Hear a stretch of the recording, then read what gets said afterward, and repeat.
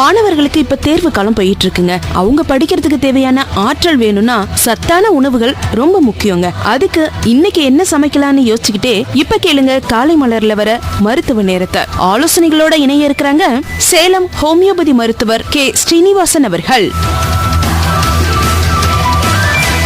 வணக்கம் டாக்டர். உணவு கட்டுப்பாட்டுடைய அவசியம் என்ன டாக்டர்? உணவு கட்டுப்பாட்டின் தேவை மிக சிறியது. இதை ஹோமியோபதி மருத்துவத்தில் எப்படி பார்க்கிறோம் என்று ஒரு சுவையான தகவலை இன்று உங்களுக்கு சொல்கிறேன். ஒருவர் உடல் பிரச்சனை காரணமாக மருத்துவரிடம் வரும் பொழுது நாங்கள் உண்பதில் குடிப்பதில் மிகவும் பிடித்தவை என்ன, என்ன காரணங்களினால் உங்களுக்கு பிடித்திருக்கிறது, உண்பதில் குடிப்பதில் உங்களுக்கு பிடிக்காதவை என்ன, என்ன காரணங்களினால் உங்களுக்கு அது பிடிப்பதில்லை, உண்பதில் குடிப்பதில் உங்களுக்கு சேராதவை என்ன, எதை சாப்பிட்டால் உங்கள் உடலில் என்ன மாற்றம் ஏற்படுகிறது, இது போன்ற நுணுக்கமான தனிநபர் தகவல்களை திரட்டி அதன் அடிப்படையில் மருந்து கொடுக்கும் பொழுது அவருடைய உணவு கட்டுப்பாடுகளின் தேவை மிக மிக மிக குறையும். நம் அனைவருக்கும் தெரிந்த ஒரு உதாரணம் சர்க்கரை நோயாளி. அட்டவணையுடன் வருவார். இந்த நேரம் இதை சாப்பிட வேண்டும், இவ்வளவு சாப்பிட வேண்டும், இதை சாப்பிடக்கூடாது என்று.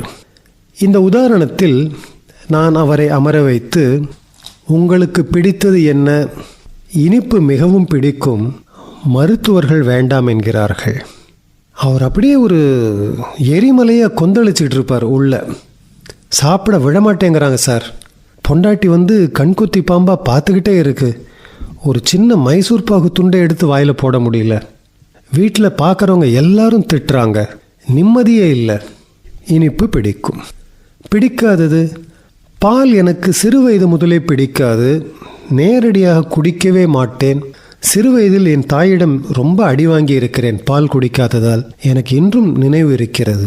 இப்போதும் பால் குடிப்பதற்கு பதிலாக டீயாக காஃபியாக மாற்றிதான் குடிக்க முடியும். ஸோ பால் பிடிக்காது. சாப்பிடுவதில் சேராதவை எப்பொழுதுமே வாயு பண்டங்கள், கொட்டைகள், விதைகள், கிழங்குகள், காய்கறிகள் சாப்பிட்டால் எனக்கு கடுமையான கால் மூட்டு வலி வரும். ஸோ வாயு பண்டங்கள் சேராமை. இதன் அடிப்படையில் ஹோமியோபதி மருந்து கொடுக்கும் பொழுது அவருடைய சர்க்கரை நோயும் குறையும், சர்க்கரை கட்டுப்பாடுகள் தளரும், அவரால் இயல்பாக பால் அருந்த முடியும், வெறித்தனமாக இனிப்பு சாப்பிட வேண்டும் என்ற ஆசை குறையும், வாயு பண்டங்கள் சாப்பிட்டால் உடலில் பாதிப்பு ஏற்படுவது குறைந்து வாயு பண்டம் அவருக்கு ஜீரணமாகும். இன்னொரு கூடுதல் இனிப்பு தகவல் உங்களுக்கு சொல்கிறேன். அவர் இனிப்புகள் சாப்பிட்டாலும் சர்க்கரை அளவுகள் அதிகமாகாமல் கட்டுக்குள் இருக்கும். இந்த நிலைக்கு ஹோமியோபதி மருத்துவத்தின் மூலம் ஒருவரை உயர்த்த முடியும்.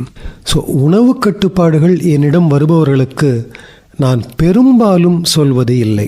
அவர்களிடம் அதற்கு மாற்றாக நான் கேட்கும் கேள்வி, இந்த பிரச்சனை ஏற்படுவதற்கு முன்னால் நீங்கள் என்ன சாப்பிட்டால் உங்களுக்கு பிரச்சனைகள் வருமோ அதை குறித்து கொள்ளுங்கள் என்று சொல்கிறோம்.